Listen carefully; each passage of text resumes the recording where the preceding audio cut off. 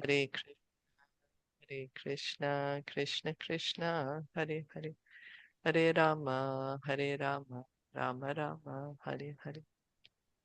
So we continue reading from Bhagavad Gita as it is, chapter 10. We're going to read text from text 6 today. Yeah. Oh,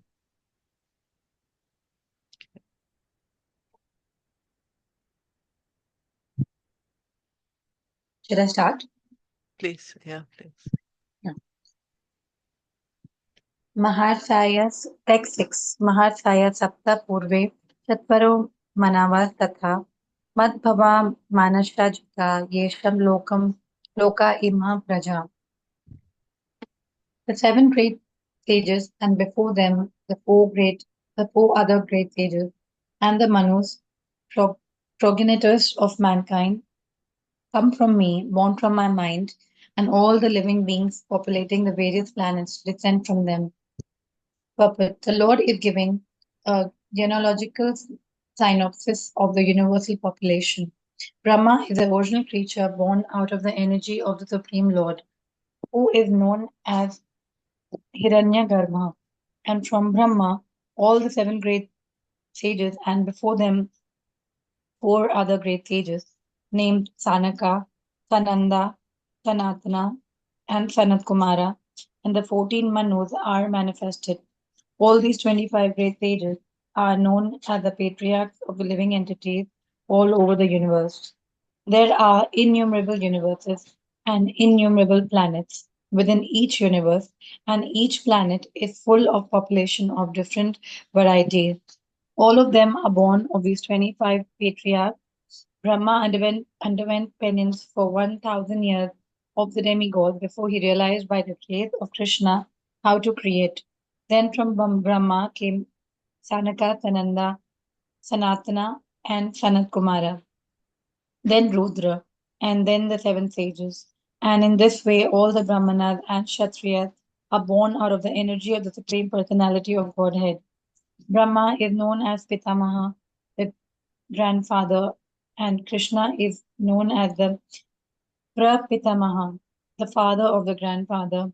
That is stated in the 11th chapter of the Bhagavad Gita 11.39. So, what does Krishna say? Krishna is saying that all the great sages and the Manu, all of them are born from his mind, and all the other living beings also from other planets also come from him. Yeah, he's the original. So here Prabhupada is explaining in the purport how is it that they're coming from him. So Krishna creates Brahma, Garbhodakshai Vishnu. He's lying on the Garbha ocean within the universe. From his navel comes a lotus flower and Brahma is born. And then from Brahma's first children are the four Kumaras, Sanak, Sanandana, Sanatan, Sanat Kumar. Then he tells them, okay, it's my service to populate the universe, so you help me in it. And they are like, my dear father, we cannot do that. We want to remain brahmacharis. We don't want to get into this business of populating. So then Brahma got angry. With his anger came Rudra. Rudra was born. Yeah. And then comes Narad Muni, comes the seven sages, Manus. So Brahma keeps creating them to help him because it's his service to populate the universe. So then he creates like progenitors of mankind. Swayambhuva Manu is there, and then Daksh, all of them. Then they help the seven rishis. They help Brahma to populate the universe. And Brahma is created from Krishna. So like that, everyone is coming from Krishna. Is that okay? So that's why Prabhupada is saying here, Brahma is known as Pitamaha. Krishna is known as Prapitamaha, father of the grandfather. We'll do research work. Who's my father? Who's my father? Who's my father? We are going to come to Lord Brahma because he's the first original created creature. And he says, Ishvara Parama Krishna, Satchitananda Govind. He says, Govindam Adi Purusham. Yeah, Rudra is what is Rudra Lord Shiva. here? Who is Rudra? Lord Shiva. Lord Shiva. Yeah. Oh, Sorry. Yeah, oh, so Lord Shiva comes Brahma's anger. yeah. I see. Okay. Mm.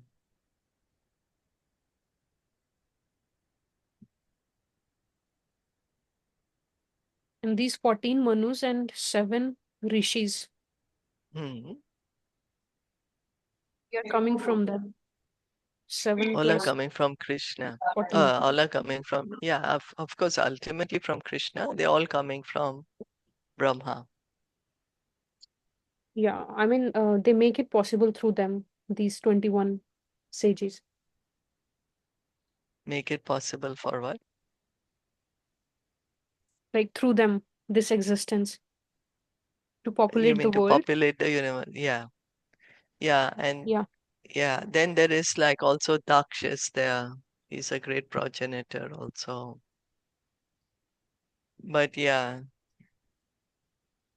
basically this Okay. the So basic. Saptarishis is there, the Manus are there, the Manus, then the Manus have their children.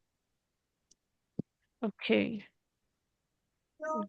So 14 Manus and 7 Rishis, Saptarishis. Yeah. Okay. I see. Okay. Okay.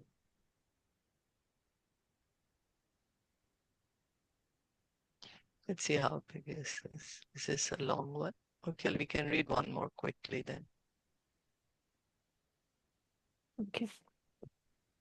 Text 7. Etam vibhutim yogam cha mama yo veti tatvatah so vikalpena yogena yujyate natra samshaya. Translation. One who is factually convinced of this opulence and mystic power of mind engages in unalloyed devotional service. Of this there is no doubt. Purport.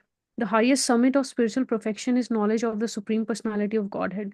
Unless one is firmly convinced of the different opulences of the Supreme Lord, he cannot engage in devotional service. Generally, people know that God is great, but they do not know in detail how God is great. Here are the details. If one knows factually how God is great, then naturally he becomes a surrendered soul and engages himself in the devotional service of the Lord. When one factually knows the opulences of the Supreme, there is no alternative but to surrender to Him. This factual knowledge can be known from the descriptions in Srimad Bhagavatam and Bhagavad Gita and similar literatures. In the administration of this universe, there are many demigods distributed throughout the planetary system, and the chief of them are Brahma, Lord Shiva, and the 4 great Kumaras, and the other patriarchs. There are many forefathers of the population of the universe, and all of them are born of the Supreme Lord Krishna. The Supreme Personality of Godhead, Krishna, is the original forefather of all forefathers. There are some of the opulences of the Lord. When one is firmly convinced of them, he accepts Krishna with great faith and without any doubt, and he engages in devotional service. All this particular knowledge is required in order to increase one's interest in the loving devotional service of the Lord. One should not neglect to understand fully how great Krishna is, for by knowing the greatness of Krishna, one will be able to fix in sincere devotional service. So what is Krishna saying? Krishna says, who accepts, like who is totally convinced of his opulence and his power, energies,